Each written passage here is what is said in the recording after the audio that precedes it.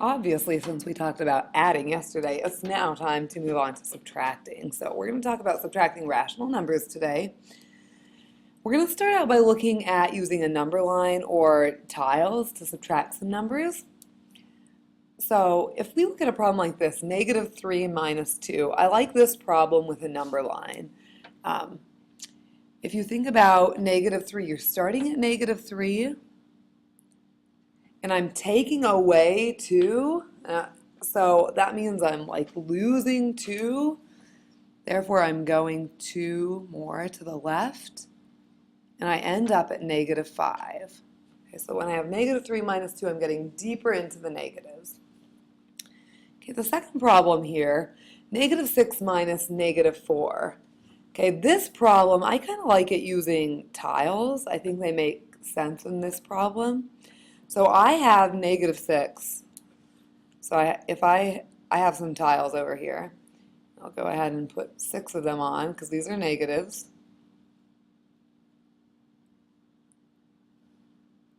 And what I'm trying to do is take away negative 4.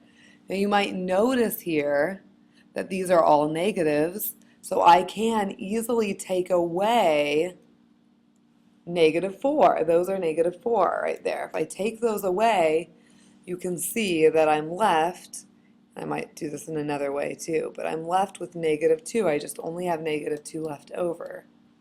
It's one way to think about it with the tiles. And if it helps you, I could actually go like that, maybe. Move everything else around.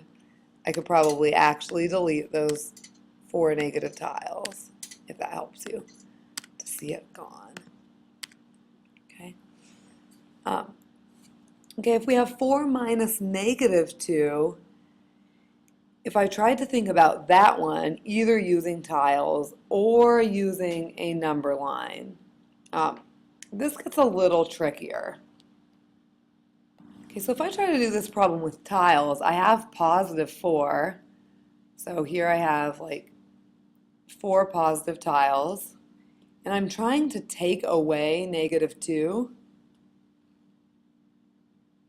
But it's a little trickier to try to take away negative 2 because I don't actually have negative 2 on the board.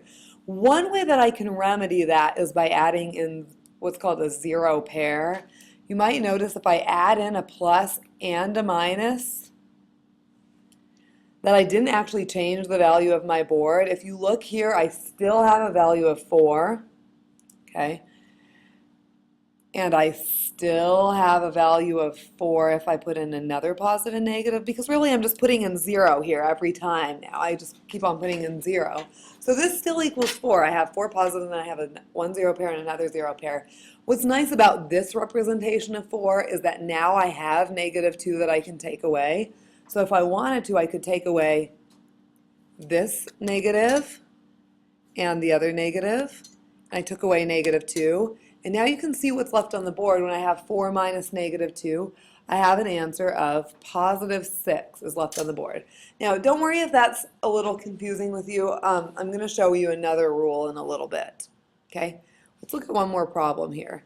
3 minus 7. Okay, I think this one's a pretty good one for a number line, so I'm just going to draw a makeshift number line here. Okay, here's my number line. I start with 3. So I'm going to go on the positive, there's 0, go over here on the positives to 3, and I'm going to take away 7. So since I'm taking away a positive 7, I'm just going to go this way.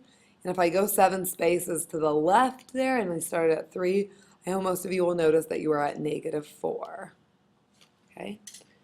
Let's look at the subtracting rule, because if you're good at adding, you can actually make every single subtracting problem into an adding problem.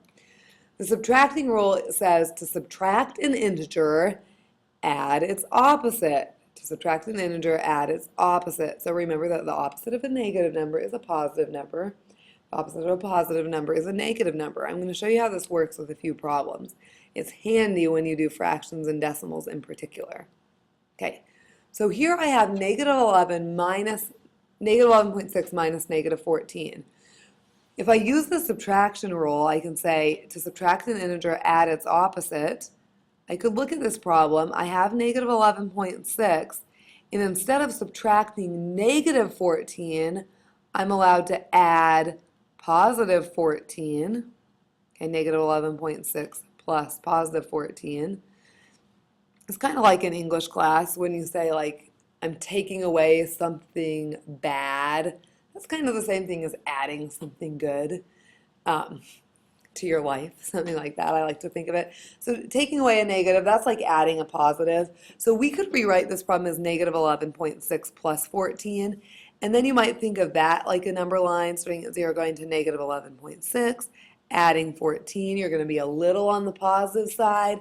But you might recall you're really just doing 14 minus 11.6 to see how far away from 0 you end up. Don't forget you need to borrow here. Add in that extra 0, change this to a 3, and we can subtract, and we're at 2.4. You notice we've gone further to the right, so it's 2.4 positives. Okay, 2/3 minus negative 4/9. So I'm looking here, it's a fraction problem. I'm going to still use this rule that to subtract an integer, I can add its opposite. So I can start with 2/3. Instead of subtracting negative 4/9, I'm allowed to add positive 4/9. Okay, here I gotta have a common denominator. I'm adding fractions. So I'm going to change these both into ninths. If I want to figure out how many ninths 2/3 is, remember, we can find scale factor. I multiply 3 by 3 to get 9. So I should multiply 2 by 3 to get 6. So in reality here, I'm adding 6/9 plus 4/9. Okay, add fractions, add your numerators. 10, keep your denominator 9. And I'll usually accept an answer of 10/9. So if you might want to change that to a mixed number, you'll get 1 and 1/9. Okay, let's look at one more. Okay, this time I'm looking at absolute value. I'm going to simplify the absolute value of 13 minus 21. So you can either change that to 13 plus negative 21 if you like that method. For these kind of numbers, most people do well with the subtraction problem. So if I start at 13 right here, I take away 21, you should notice that you're left at negative 8. But I'm trying to find the absolute value of negative 8, which means I'm asking you how far is negative 8 away from 0. So you can see negative 8 here, 0 here. You'll see that it's 8 spaces away from 0. So my answer to this problem is positive 8. All right, let's look at a few more examples. Okay, this looks a little bit confusing because we've got some variables in here, but let's work it out. I think you can do it. Okay, we're going to try to evaluate x minus negative y if x is negative 3 and y equals negative 6. Why don't you try this one on your own and see if you can get it? Okay, so first you want to substitute in for x and y. I know that x is negative 3 minus negative y, so I have negative 6. Okay, this has a lot of negative signs, so it looks a little confusing. I like to say, what's the opposite of negative 6? Or what's a negative 6? Well, that's a positive 6. So I can rewrite this answer as negative 3 minus 6. If you like thinking of it as a subtraction problem, that's okay. If you would rather change this to an addition problem, you could rewrite it as negative 3 plus negative 6, because remember, add the opposite. So subtracting a positive, it's like adding a negative. Now when I have a negative 3 and a negative 6 all together, I add them up, I've got negative 9. Okay, let's look at this temperature problem. So Montreal, Canada, it's kind of cold there in the winter. At 6 o'clock p.m. it was negative 8 degrees Fahrenheit. You want to find the temperature at 10 p.m. if it fell 7 degrees. So falling 7 degrees is like minus 7. We're getting smaller. So we've got negative 8, and I'm subtracting 7.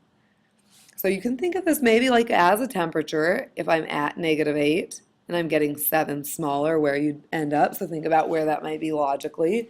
Or you could rewrite it as an addition problem if you prefer. Negative 8 plus the opposite of 7, so plus negative 7. Negative 8 plus negative 7, that's going to leave me with negative 15. So it's going to be a word problem. I want to label this, not just a number. It's negative 15 degrees Fahrenheit. Okay, so this is what we're going to be working on today. Again, I want you to practice on doing your homework without a calculator. See if you can get these skills. Always good to know your integer rules.